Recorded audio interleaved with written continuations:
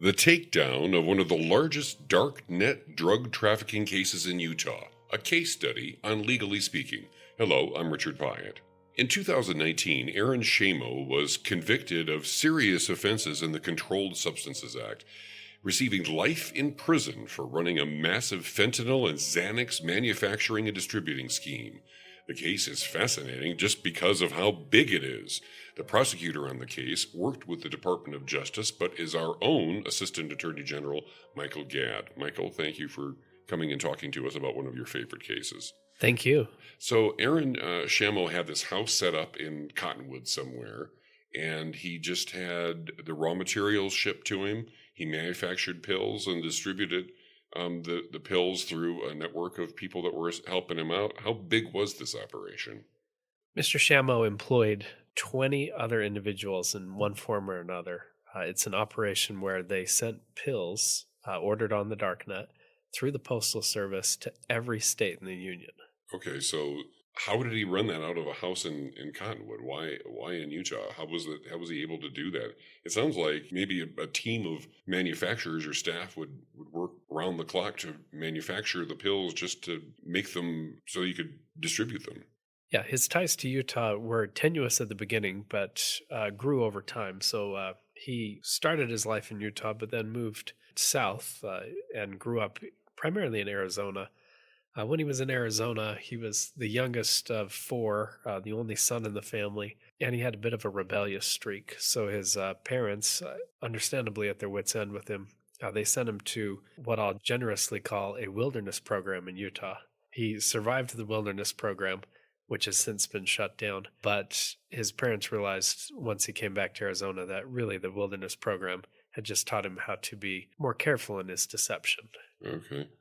Later, he went to a high school in Utah, in southern Utah. This is a high school that has a fence around it, not to keep people out, but to keep the students in. Okay. He graduated and earned his Eagle Scout degree in high school, all just before his 18th birthday, where he was then free to leave the prison high school and came up to start school at UVU.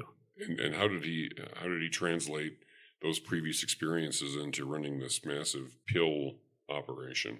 Yeah, like so many things, it starts out somewhat innocuously. So he was at UVU, not doing well, became close friends with a roommate who would later become the mastermind for pill pressing, a man named Drew Crandall. And neither of them had as much money as they would like. Both of them had Adderall prescriptions that they were being given legitimately by doctors and then filled through pharmacies. And Mr. Shamo realized that they could sell their Adderall online, specifically on the darknet, and make extra income. And so that's kind of how it began. He'd rather make money than be treated.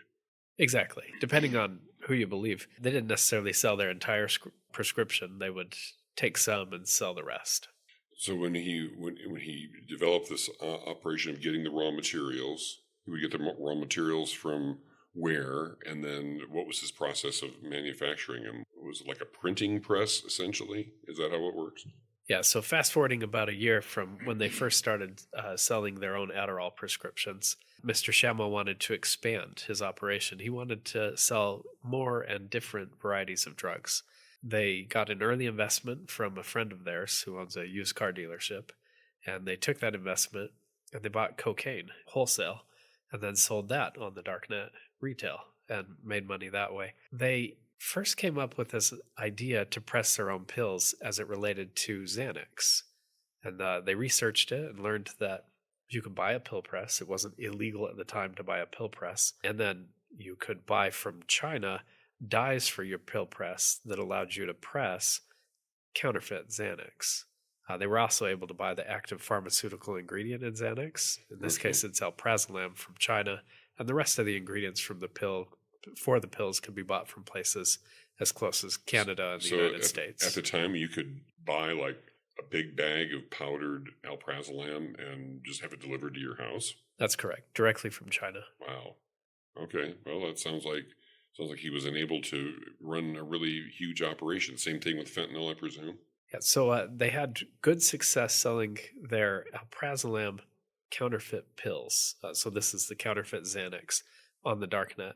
And that success is largely owed to Drew Crandall. He's the one who cracked the code for pressing pills. I'll tell you, I've chased pill presses in the hands of criminals for several years of my life. I caught pill presses prior to Aaron Shamo and after. I've seen very intelligent people struggle and ultimately fail to adequately press a pill. There is a lot of trial and error that goes into the process, and Shamo and Crandall together were able to figure it out.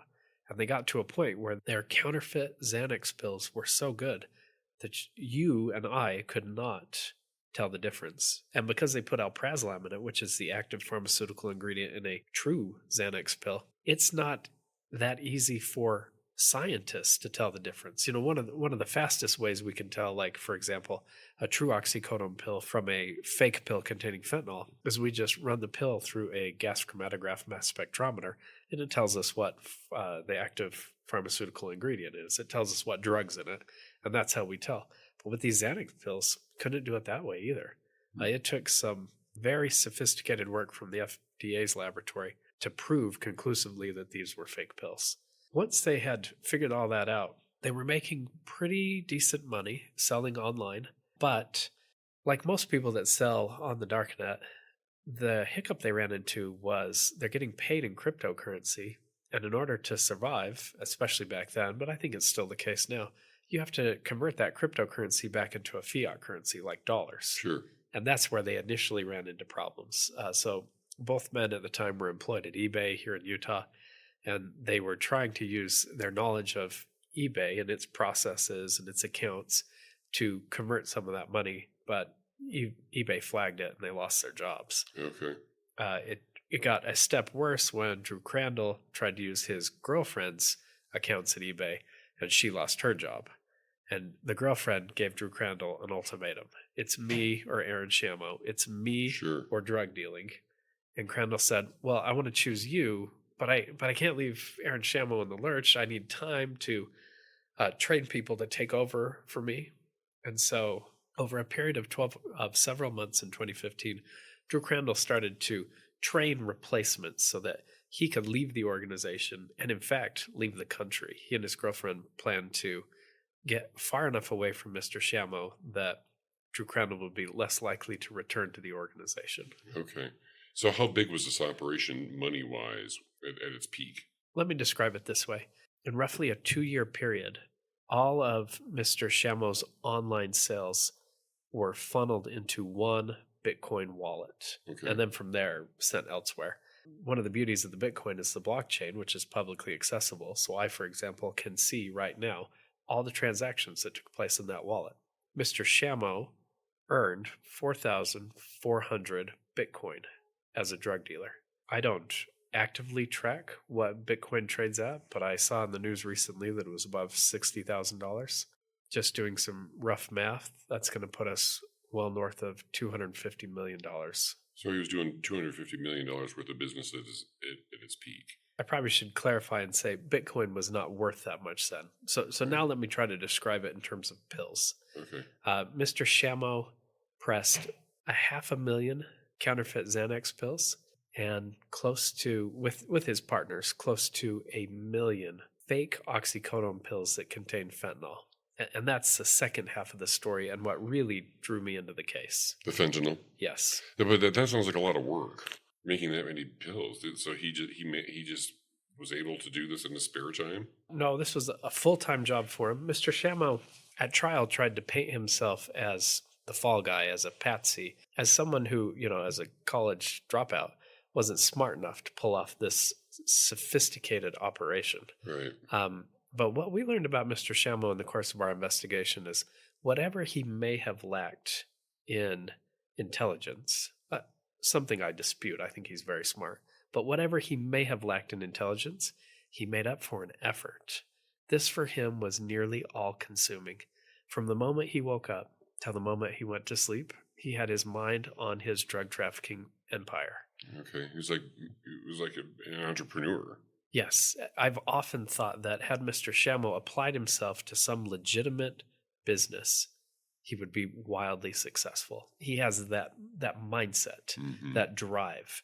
The trouble for him was he was selling pills that killed people. Right. So let me tell now about the fentanyl. Shortly before Mr. Crandall was prepared to leave the country, and they had trained a replacement, a friend of Aaron Shamo's named Luke Paz, their fitness trainer at the gym that they attended suggested that they could make really good money if they could only figure out how to press their own oxycodone pills. And the fitness trainer suggested that rather than put oxycodone in as the active pharmaceutical ingredient, that they use fentanyl, which was much easier to obtain. Okay. And much less expensive. Mr. Crandall didn't think that Mr. Shamo could figure it out without him, but Mr. Shamo and Mr. Paz, over the course of roughly 2 months, figured it out. Through trial and error. They would press a batch of pills. The pills would be spotted, for example, so they didn't look quite right, and they may have not enough fentanyl in them, or unfortunately, at least one instance, too much fentanyl in them. But they would take the pills and hand it off to the fitness trainer who had connections to local drug dealers. Those local drug dealers would hand the pills out to the addicted community and then get feedback. Okay. So how many people do we have any idea how many people may have been harmed by this product? We'll never fully know the number because when you sell on the darknet, you really have two types of customers. One are addicts who come to the darknet to buy for themselves. And I have a sense for how many addicts Mr. Shamo harmed. But the other type of customer that he sold to on the darknet was dealers, people who could buy 5,000, 10,000 of these fentanyl pills at a time. And then they would go and sell it in their communities, and I don't have any way to track what happened to each of those pills. It's like the branches of a tree. Exactly. Except with no way to climb those branches. But for the customers, for the people who might buy 1 or 10 or at most 100 pills at a time from Aaron Shamo, I can tell you that 90 of his customers, 90, later died from drug overdoses. So his what he ended up his conviction ended up being bigger charges of distribution, manufacturing, and all that. Was he charged with any of the harm that he may have done to people? And were any of the families that believed that they were wronged by him involved in the case in any way? Yes and yes. Because of a Supreme Court decision in roughly 2012, it is very hard to convict someone like Mr. Shamo for distributing a controlled substance resulting in the death of one of the people who consume it. However, we had at least one instance where the investigation was good enough that we were able to present the case. This was one of Mr. Shamo's customers from a suburb of San Francisco who received pills in the mail and overdosed and died on those pills the following day. There were several other families where we used the distribution to their deceased children as elements of some of the crimes that we charged as well. And then we had contact with as many of the 90 families as we could reach. We gave them the opportunity to write impact statements that we would submit to the judge, and we received more than 157 pages of impact statements. I can tell you, having read all of them, they are so incredibly difficult to read. I think there's this misconception in society that drug addicts, all live on Skid Row. Or if you're from the Utah area, the Rio Grande area of downtown Salt Lake. It's just not the case. These are your next door neighbors. These are brothers and daughters and sons and fathers and grandfathers and mothers, many of whom got injured and were prescribed legitimate prescription opioids, but became addicted. And, eventually their supply gets cut off. Either the doctor quits writing the script, or they can't afford it, or they've lost their job and no longer have insurance. Whatever the case may be, those people were not willing to try things like heroin on the street. So they went to the darknet thinking they could get true oxycodone. And instead, they got fentanyl disguised as oxycodone. That's still happening to a certain extent. I mean, if you go on there, you could find that. Oh, sure. Yeah. You can buy anything you want on the darknet. Not that I'm suggesting anyone do that unless they want to meet me in a courtroom. Right. But as far as Shamo goes, what was the disposition of his case, and then Paz and Crandall? What happened to them? So Mr. Paz and Mr. Crandall, along with several other of their co-conspirators, all pleaded guilty as charged, with a very simple agreement with the prosecution. And the agreement was, if you're called to testify, you have to testify truthfully. And then, and only then, we'll ask the judge in the case, Judge Dale Kimball from the District of Utah, to consider all the circumstances at their sentencings, both what they did wrong and also what they tried to do to help. Right. And they got that opportunity. Mr. Shamo elected to go to trial. We held a 3-week-long jury trial in federal court in August of 2019 in Salt Lake City, and his former friends and co-conspirators took the stand one by one to tell the part they played in his organization, and in many cases to express deep remorse for the harm that they had caused. Well, this sounds like a pretty powerful trial. It was remarkably difficult. We had parents there of children who had died at the hands of the pills that Mr. Shamo had pressed. I met with these people. I cried with them. We tried each morning before going into the courtroom to go through that day's part of the trial.